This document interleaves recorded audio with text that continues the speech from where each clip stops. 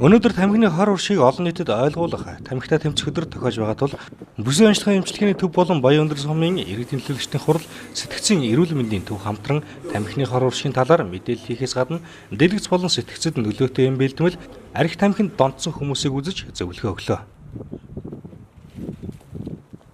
Сэтгцийн эрүүл мэндийн үндэсний төвөөс сэтгцийн эмч нар маань нөгөө ахлагт болон тэргүүлэх зэрэгтэй эмч нар маань Эрдэнэт Булган аймагуудаар бол үзлэг хийж байгаа. Энэ маань болохоор сэтгцийн эрүүл мэндийн тусламжийг хүн бүрт гэсэн урьяндор үзлэг бол хийгдэж байна. Тэгээд өнөөдрийн хувьд бол дэлхийн нийтээр тамхины хор уршигыг олон нийтэд ойлгуулах, тамхитай тэмцэх өдрийг бол тэмдэглэдэг, жил болгон тэмдэглэдэг. Энэ жилийн 2019 оны урьд нь болохоор тамхиг биш, эрүүл мэндийг сонгоё.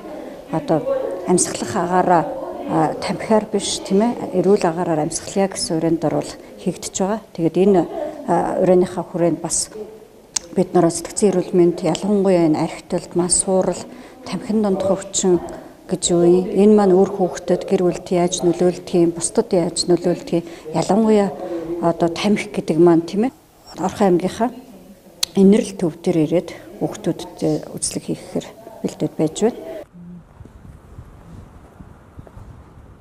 Эрдэнэт хотын бүсийн онцлогын эмчилгээний төвийн сэтгц мэдрэлийн наркологийн төвд 3 эмч ажилладаг. Жил ирэх тусам сэтгц мэдрэлийн өөрчлөлтөд хямралтай хүмүүс нэмэгдэж байгаа тул эмч цэвэрлэгчийн хүрэлцээ муутай байдаг байна. Тиймээс сэтгцийн эрүүл мэндийг хүн бүрт хүртээмжтэй хүргэх үүднээс сэтгцийн эрүүл мэндийн үндэсний төвтэй хамтран ажиллаж байна. За өнөөдөр бүсийн эмчилгээ онцлогооны төвөөс Орхон аймагт сэтгцийн өдрүүд зохион байгуулж байна. Энэ хүрээнд бол сэтгцийн эрүүл мэндийн үндэсний төвөөс манай аймагт 5 эмч үзлэг онцлогоо сургалт хийгээд ажиллаж байна. За Орхон аймгийн хэмжээнд сэтгцийн нарийн мэргэжлийн эмч нар ер нь бол 6 эмч байдаг. Гэхдээ энэ эмч нараас одоо ажиллаж байгаа нь бол 3 эмч байна. 3 эмч байдаг. Энэ бол одоо Орхон аймгийн хэмжээнд бол хүрэлцээ муу байгаа. Бид нар бол юу гэдэг 50,000-аас дээш хүн амтай аймагт бол сэтгцийн нарийн мэргэжлийн 3 эмч, дээрээс нь сэтгэл засалч эмч, сэтгэл зүйч эмч, донтолтын эмч гэж ажиллах ёстой. Өнөөдрийн хэмжээнд бол манай мэргэсэн одоо яг донтолтын эмч, мэргэсэн сэтгэл засалч эмч, мэргэсэн сэтгэл зүйчд бол дутагдaltaй байна. Манай бүсийн эмчилгээ онцлогооны харьяа сэтгц наркологийн тасагт жилдээ дунджаар 560-аас 720 хүн бол хэвтэ эмчлүүлдэг байгаа.